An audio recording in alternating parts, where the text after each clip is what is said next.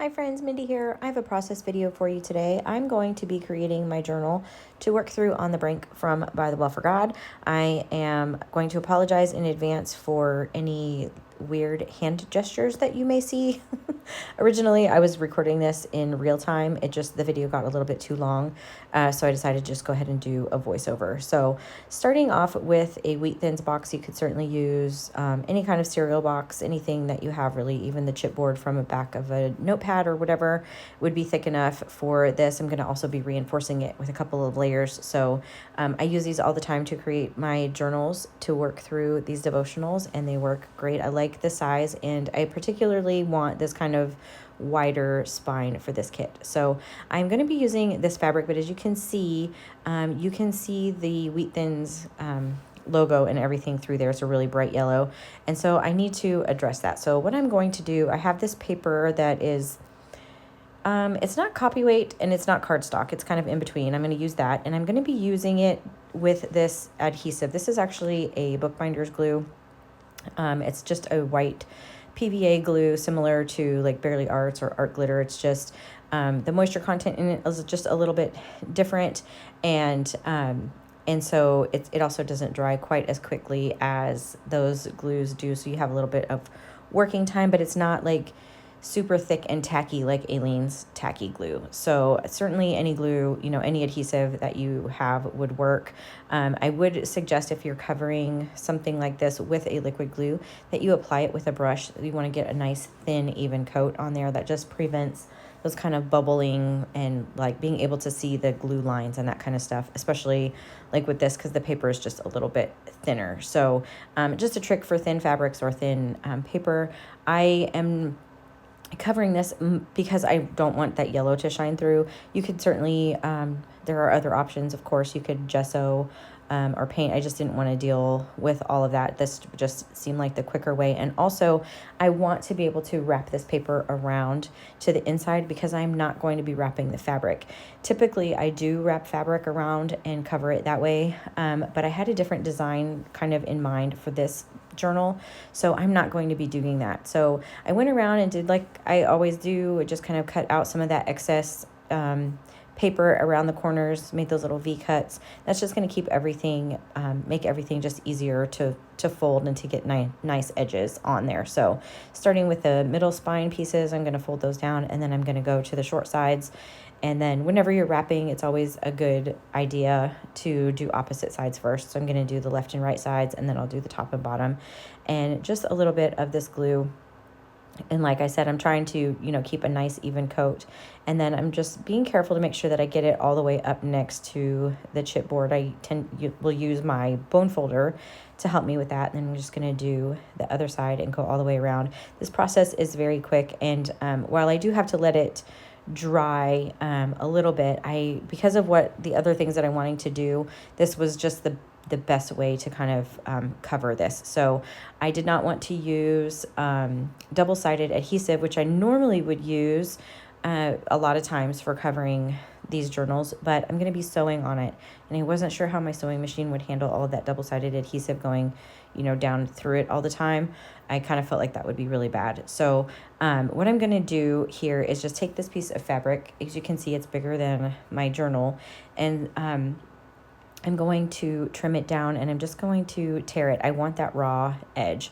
So I'm going to do that all the way around, and I'm cutting it so that it's very specifically just a little bit bigger than my journal, just like the frayed edge part, because I'm going to sew it down, and I don't want to have to like wrap it or whatever. That's just the kind of distressed sort of look that I want for this journal this time. So I have this here, and then I realized I didn't need it to be that size. And so what I'm going to actually use to glue these down is heat and bond. You've seen me do this before on my channel. It's an iron-on adhesive for fabric. So you iron it to the fabric, and then you iron the fabric to your substrate. So, which in most instances, normal people, that would be, another piece of cloth. But I am going to do this on my journal cover. So I did trim those down a little bit more because I didn't need all of that fabric on there. And I'm just going to cut down a couple of these pieces of heat and bond. I happen to have some little scraps that were kind of the right size. So the first thing that I have a little craft iron that's heating up right now. And I'm just going to cut this down, and I'm not going to the edges of the fabric because, again, I am going to be sewing this. So pardon this big, ginormous Cinnamon Toast Crunch box here. I'm using that just to protect my work surface. And it just takes a couple seconds. You just heat it up, and that will adhere to that first piece of fabric. I'm going to do the same thing to the other side. And then you just peel off that backer, and then it will expose kind of the adhesive, and then you just iron it directly on what you want to iron. So you can see here I'm going to peel off that backing paper. I have applied this to both pieces of fabric. You can kind of see it makes it a little bit shiny.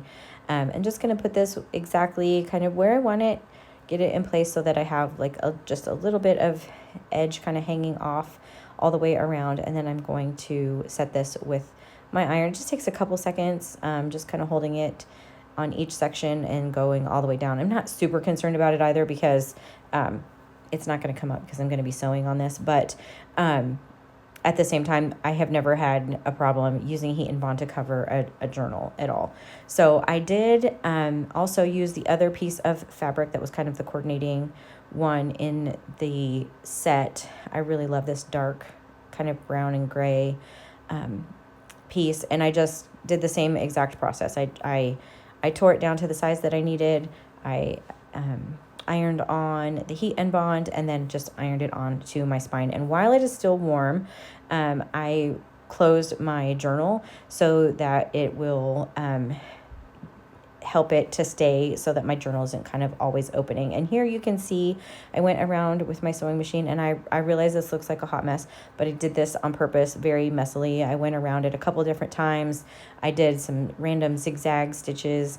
I think I went around the whole thing like 3 different times. So I wanted it really kind of just wild and crazy because we're dealing with this mixed media look. And so here I have pulled out some of the paper to do my inside cover. Now you can kind of see all of my crazy stitching on the back side. It doesn't look so great. So I am going to be covering that. Now, normally if I wrap a cover, I have a little bit more leeway for the inside pieces, but I need all of this to kind of go basically edge to edge. So what I'm using here, this is called gaffer tape. This is actually like for electronics, but you can also get some that's bookbinder's tape. This is just a little more inexpensive of an option. It's basically just a cloth tape, and it's great to use for something like this because it's strong and it's flexible, and so it's going to allow my spine, my journal, to open and close easily without cracking or anything like that. So it comes in other colors. I have it in white as well. I just wanted to use the black because of all of the fabrics and stuff and the patterns that I'm going to be using. And I had pulled out these pages thinking I was going to use this side with this kind of like mosaic piece on there, and then when I turned it over I realized that I really loved this side, and this was actually probably my second favorite paper out of all of the papers of the paper pack this month. So I decided to go ahead and use this, and it's already cut to size. I trimmed it so that it will cover the inside cover exactly. There's not going to be any of that white showing. And so I just covered the back of this with double-sided adhesive. I have the scrapbook.com version. You could use score tape. It's the same product. And then I'm just pulling the backer, and then on that wide one, I'm kind of just creating a little flap, a little wing that I can hold on to so that this doesn't stick down. It's a super sticky adhesive, and so I don't want it to stick down before I'm ready to adhere it. So this just allows me a little flexibility to kind of get it, especially for this inside cover where I need it to be exactly lined up. So I just take a minute to make sure it's where I want it to be, and then I will remove the rest of the backer and press it down, and I'm going to pull out my bone folder and just make sure that this is nice and adhered, especially around the edges where the stitching is. So that's also gonna help cover all of that up and any weird threads that I have will be safely ensconced in the adhesive. So I did that to both sides there, and that is basically the cover. So for the binding for this journal, I am going to use the twine binding, which if you've seen my channel before, I've done this before. So you start with a long piece on the outside, hanging all, down, and then you start wrapping for however many signatures that you want. And I am going to do 14 because there's 14 days of the devotional. I have a plan for how I want to work through this. So I'm just going to wrap this around 12 times. I'm using a black. It's almost like a jute. You could use embroidery floss. I've done that before. Baker's twine is another one that I use a lot. Waxed linen thread would be okay too. And you just want to make sure that when you're wrapping it that you're not crossing the strings. So just being careful to go through here and not cross them. And then I want to make sure that I have all 14. So make sure you keep that nice long one on the one side. I'm going to go through here really quickly and just count all of these. It was a little tricky with the black on black, but so you'll see me. I'm just going to do it twice. I just want to make sure I have enough of those signatures. So I have on the left side, it's hanging down, and then on the right side, it's coming from the bottom, if that makes sense. So I'm going to leave that piece also nice and long, and I'm going to cut that now. And then over all of the stitches, you take those and you cross them. And then you take the one on the left, and I know this sounds weird, but you slide it underneath all of those strings, and then you pull it back over to the left side, pull it together, and it's going to just bind everything all together. And then you could tie a knot. Now you could make this knot like in the absolute center. You could make it toward the top or toward the bottom. I have it kind of maybe a third of the way down. You really could just do it how you want. I did a square knot first, and then I tied a bow. I may add something on. I've done like added paper beads and that kind of stuff onto the spines before.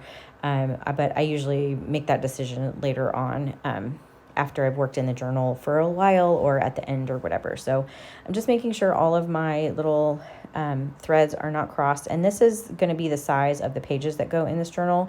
And then you can see they just slide right in. And I am going to take advantage of that so that I can do the mixed media techniques that I want to do. So this is what my little journal looks like. I hope you liked this video. If you did, give it a thumbs up. Subscribe to my channel if you haven't already. And until next time, bye.